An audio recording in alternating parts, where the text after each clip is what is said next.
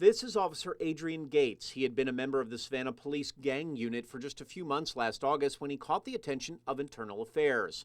The report we received is heavily redacted because there is still an active investigation into several people Gates has been connected to. Still, what's not redacted paints a very suspicious picture. For example, Gates was documented going to a suspected gang house 8 different times, but admitted under oath he never shared information from any of those visits with his supervisor. Officer Gates' supervisor writes in this report he had, quote, concerns over Officer Gates and where he was supposed to be. Concerns that are amplified by taped phone conversations from the jail in which several inmates mention Gates by name. Questionable text messages between Gates and possible gang suspects add to this suspicion.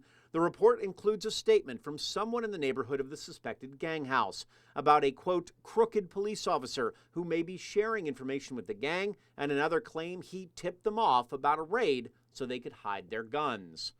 Officer Gates was interviewed 3 different times, and details changed in each one. In one of those interviews, he denied meeting one of the suspects. Later, he admitted he had. Asked directly by the Internal Affairs interviewer if he was impartial during his investigation, Gates blatantly said no, adding, quote, yes, it was personal. Finally, and perhaps most disturbing, an empty package of Stream, a fake urine product used to try and pass drug tests, found in Gates' police vehicle.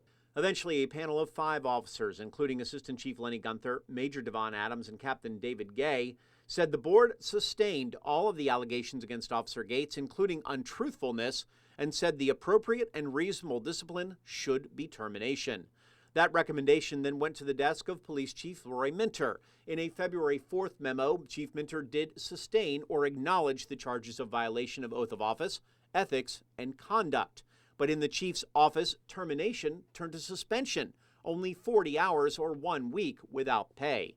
After that decision, the Chatham County District Attorney's Office placed Gates in what's called the Giglio Files, an informal collection of officers who have by definition questionable character and would most likely not be used to testify in criminal cases. Just a month later, a new memo was sent out saying the chief clarified his findings and, without any explanation on paper or via phone to the DA's office, suddenly took away the untruthfulness designation in favor of a conduct unbecoming and impartiality violations. When I asked why the chief switched those charges, SPD sent a written statement which said Internal Affairs did a thorough investigation and then, quote, after examining the case in its entirety, suitable disciplinary action was administered to the office and an accountability plan has been put in place to address any future courses of action.